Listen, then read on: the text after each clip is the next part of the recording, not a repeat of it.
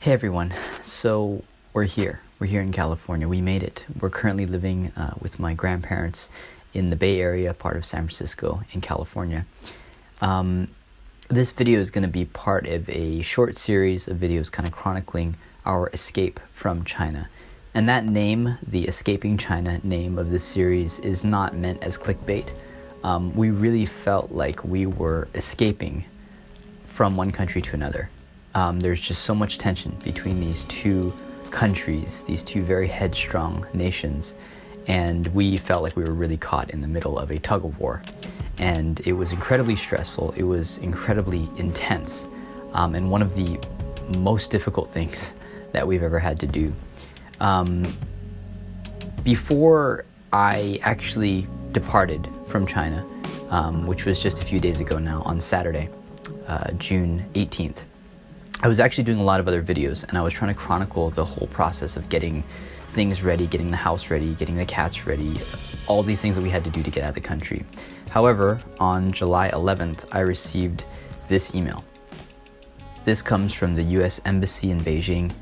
Exercise increased caution in the People's Republic of China due to arbitrary enforcement of local laws for purposes other than maintaining law and order. This arbitrary enforcement may include detention and the use of exit bans. U.S. citizens may be detained without access to U.S. consular services or information about their alleged crime. U.S. citizens may be subjected to prolonged interrogations and extended detention for reasons related to state security. Security personnel may detain and/or deport U.S. citizens for sending private electronic messages critical of the PRC government. Now, I've been in China long enough to know that these kinds of terms, state security or messages critical of the Chinese government, these are very vague and broad terms, and they can really be manipulated and stretched in any way necessary in order to make you guilty, if that's what they want. And so I thought it was probably smartest to not do any more videos until I got safely out of the country. So what I'm going to be doing in this video, first of all, is kind of rewinding a little bit back, going to about 2 weeks ago when I was trying to get these wheels moving so that we could get out of the country. Please enjoy.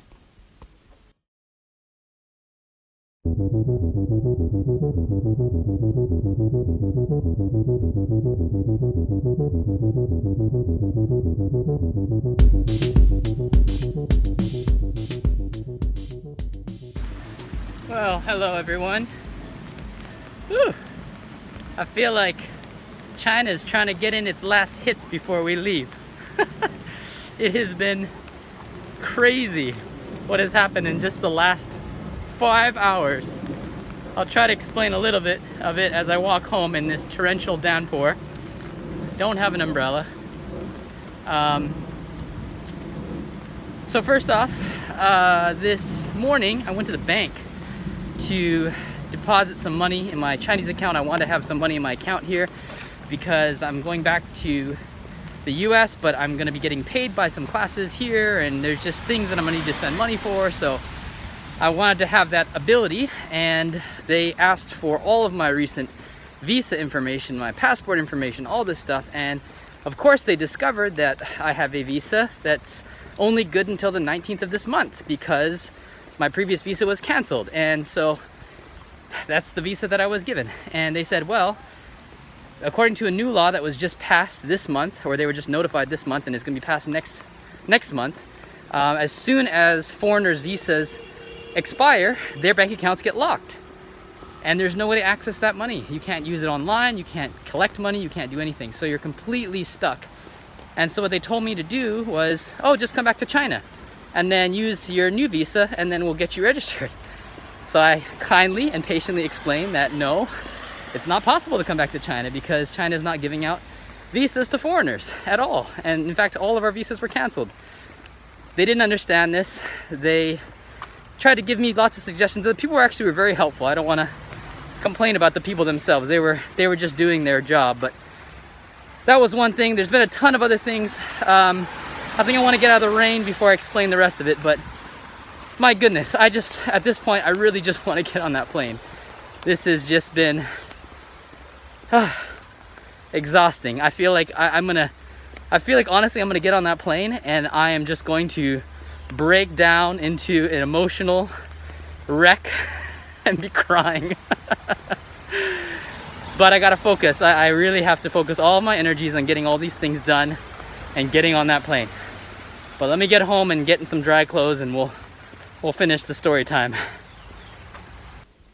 Now, unfortunately, the video that I recorded when I got home after that, that video that you just saw was lost. So I'm going to go briefly into what I explained in that video. At this point in China, there are a lot of foreigners in the situation that Mo and I were in. They are trying to get out of the country, or they have already left, and now their stuff is still stuck in China. Now, in some of the more extreme instances, very greedy and dishonest landlords have gone into those apartments and sold off these people's belongings without any intention of reimbursing them for the money. And those are extreme cases, obviously, but in many other cases, foreigners are paying these, monthly fees, these rental fees, without any knowledge of when they're going to be able to come back. So many friends are starting to consider getting their stuff shipped back to them. And so we've been in part of the process for a few friends, and in particular, one good friend of mine. And we went through his house, we cleaned it up, we boxed up a lot of things that they wanted, and we tried to ship them. Now, because of the pandemic, or so they say, the shipping costs are ridiculous. They're through the roof. They're much, much higher than what the normal cost would be. And on top of that, because of the relations between the U.S. and China, the U.S. Customs have put all these new laws into effect that bans us shipping all kinds of things into the United States. Things like medical equipment, including masks, of course. Also, even medical devices or medicines that were purchased in the United States but then were taken out of the United States by Americans, they cannot get shipped back in. So it's just a total mess. And on top of that, these companies kept coming back to me after I had shipped the boxes and paid the shipping fees with demands for more money. Oh, now you have to pay this fee. Oh, you have to pay this fee. It's going to be this much money. Oh, now it's a volumetric fee, making all sorts of claims. Perhaps they were being honest. I have no way of knowing. And I tried to reason with them, and I tried to say, well, can I go and actually weigh it myself? Because you're telling me it's more weight, but you've taken things out of the box. So how can that be the case? And it didn't work out, and I ran out of time. So I paid the fees, and there were so many things that were happening up until the very last day that we had to leave. These are things that were happening on Friday, and we were leaving Saturday morning. So anyway, all that aside, let's now skip forward to the actual day of our departure, which was Saturday, July 18th.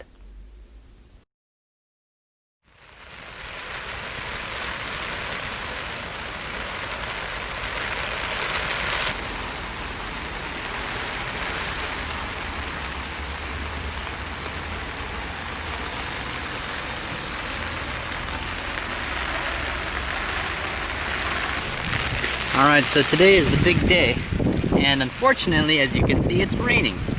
And it's a problem because we need to pack up cardboard boxes into a car.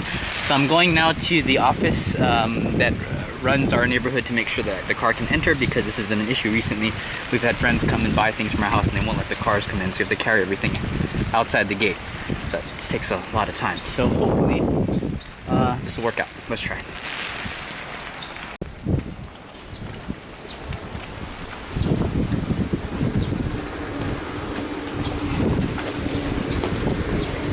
哎，你好，一会儿有个朋友过来，我们要搬东西，今天1号楼，我们已经跟物业说了。往外搬？啊，往外搬，对。往外搬，那个和物业说的开张啊。已经说了，有。哦，有这个。有。那这个。是不是那车？对。那车了？就是这个车，不是那个车，是朋友的车。你跟他说，你要跟他。啊。啊，你要说。啊，可以。我还需要跟他说吗？不用说了。不用。好。好的，就是一个蓝色的车。好的，谢谢。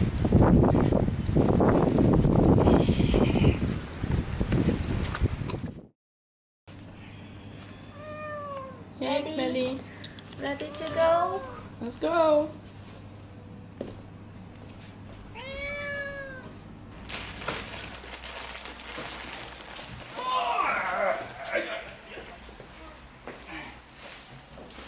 That's it for the house.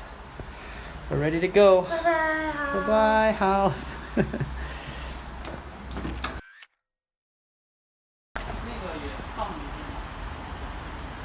Alright, here's the car. Putting all the stuff in. We still got 5 other suitcases and an animal that have to go in here. How do you feel now? Already. Already exhausted. It's gonna be a long, long trip. Oh, and it's raining.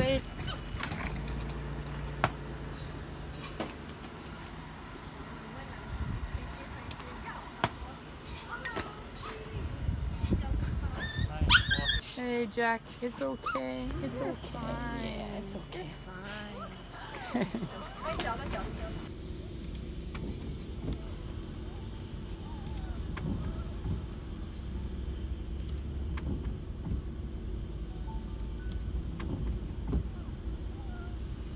You're doing pretty good. Okay, don't swim.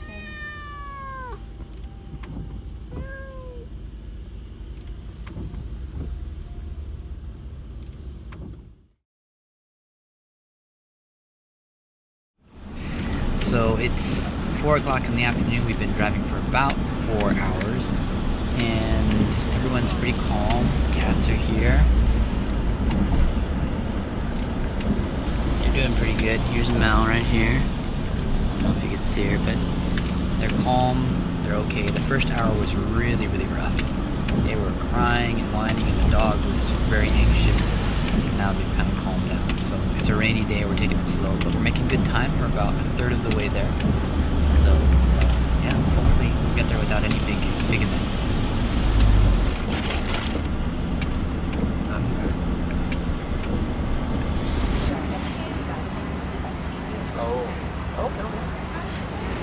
All right, it is 7:43. This is our third stop for the day and we're almost at the hotel. So we're gonna stay at a hotel outside of Shanghai and then drive the rest of the trip up about 2 hours tomorrow. So that way we can get in bed a little earlier than we would otherwise.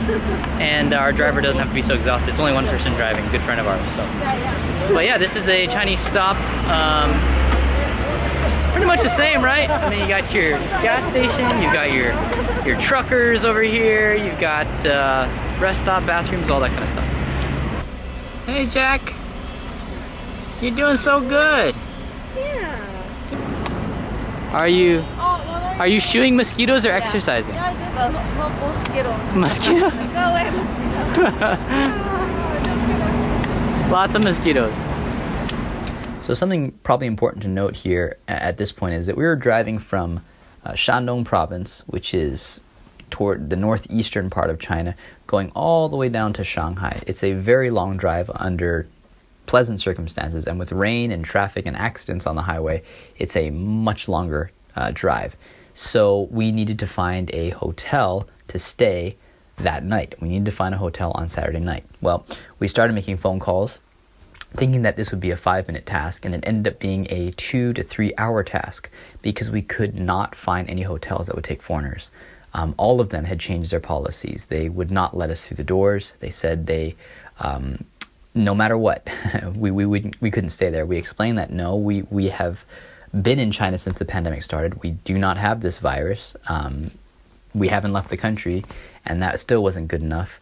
And finally, we found one hotel that said they could take us, and this is what happened.